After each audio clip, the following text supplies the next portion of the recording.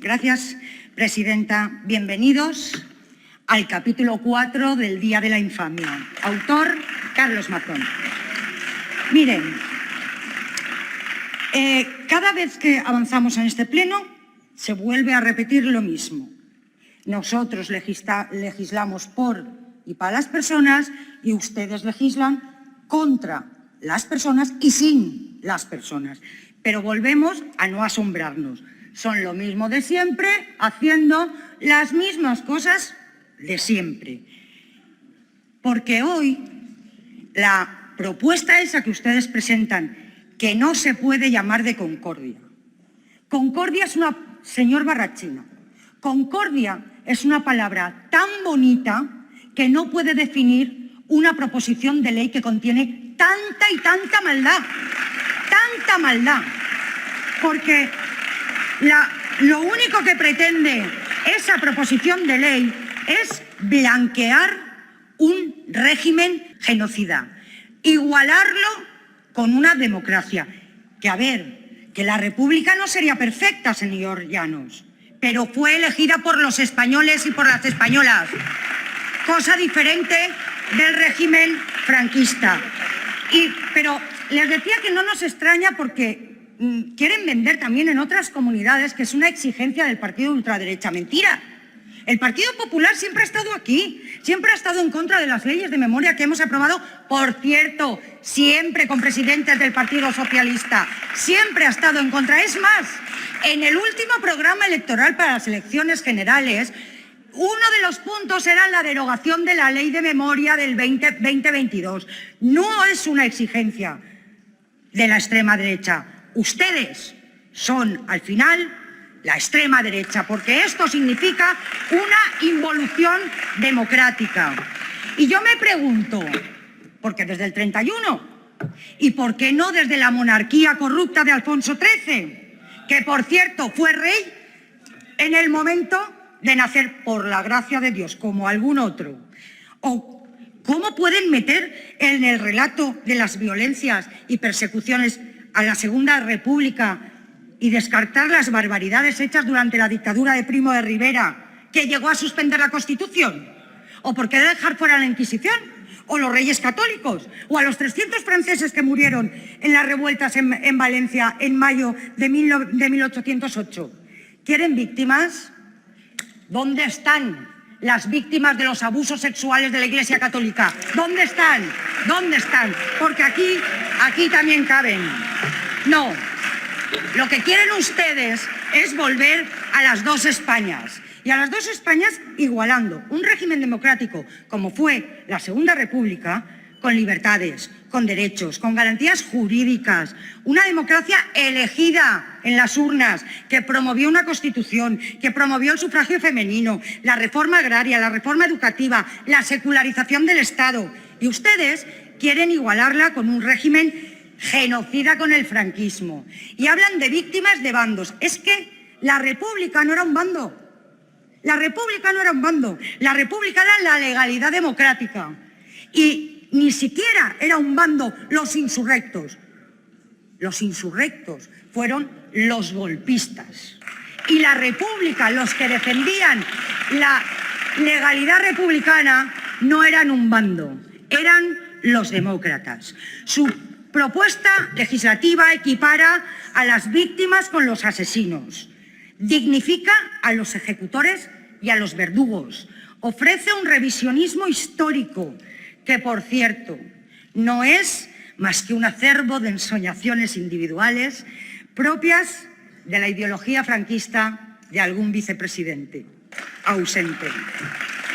Miren, si ustedes se presentan a un examen de historia contemporánea con esas bases, es que no aprueban ni en educación primaria. Ya no hablamos de la edad, no hablamos. Ustedes están legislando contra las ideas de libertad, las ideas de justicia, de esperanza, de igualdad. Están legislando contra la democracia. Parece mentira, que no les dé vergüenza. Están legislando contra la base de todo, que es la democracia.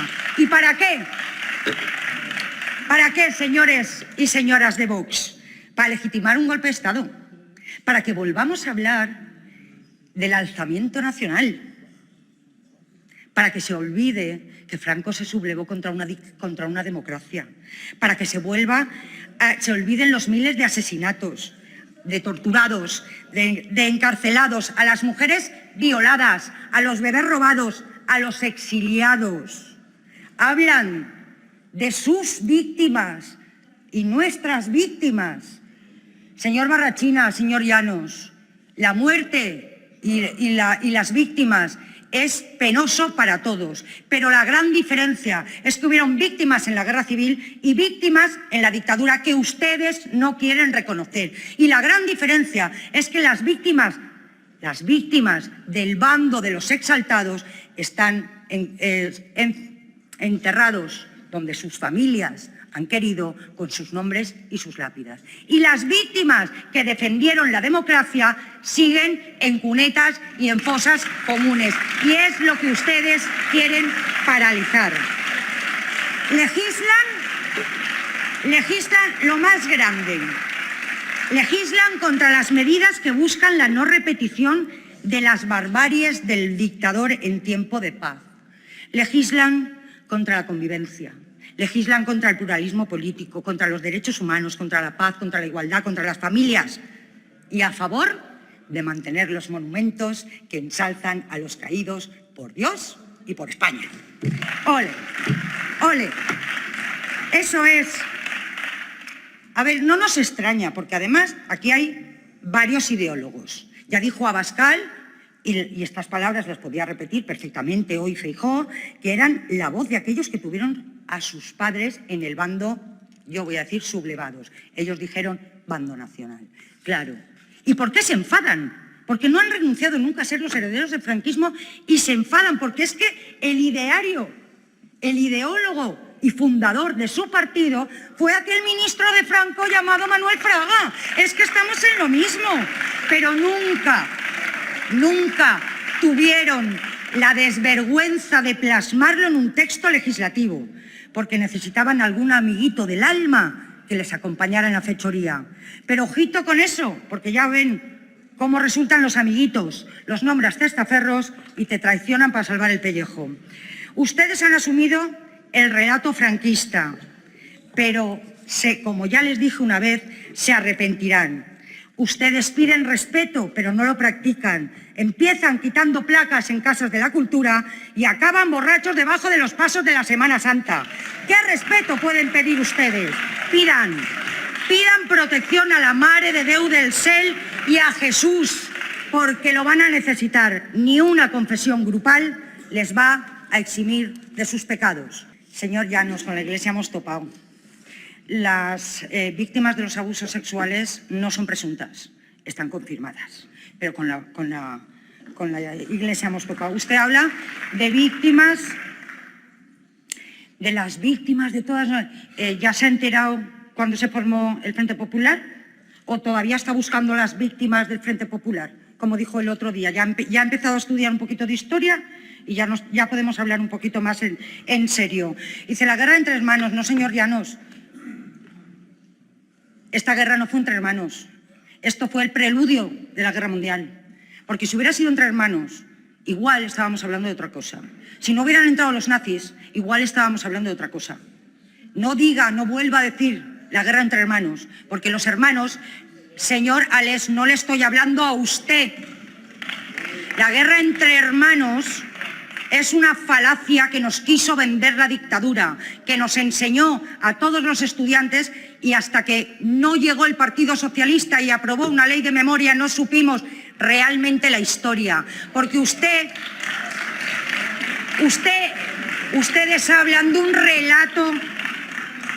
relato en el que no se han puesto de acuerdo ni historiadores. Me está diciendo que, por ejemplo, Marta García Carbonell y María Palau Galdón, en su libro Indignas hijas de su patria, están mintiendo cuando hablan de que metían a las mujeres en sanatorios psiquiátricos porque no estaban de acuerdo con el movimiento nacional catolicismo? ¿O me está usted diciendo que el profesor Luis Vivas Ramos todos los catedráticos, todos los alumnos que han escrito las lecciones robadas están mintiendo cuando hablan.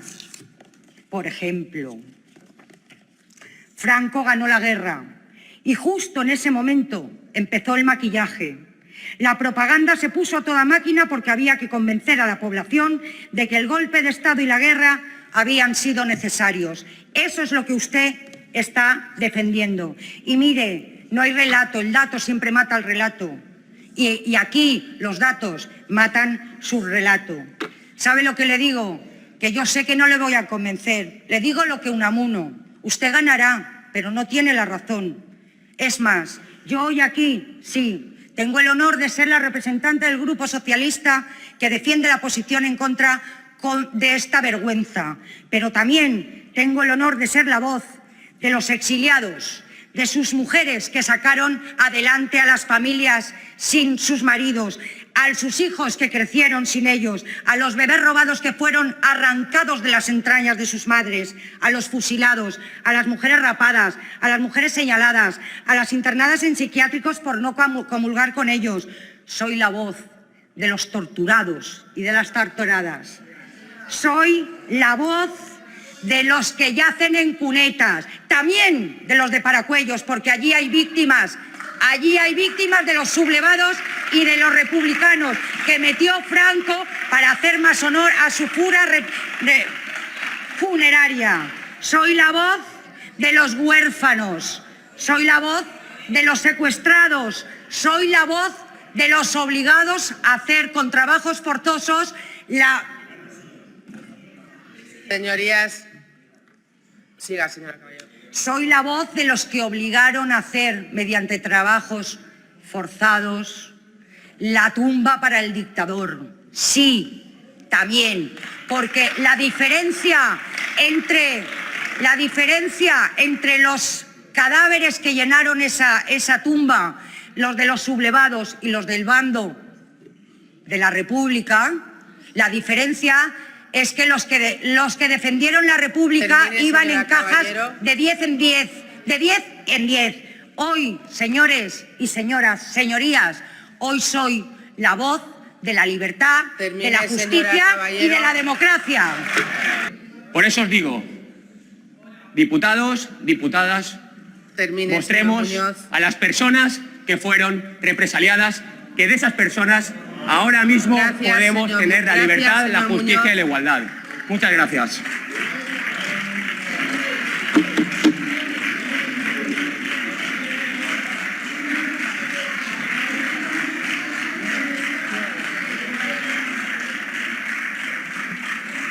Tiene la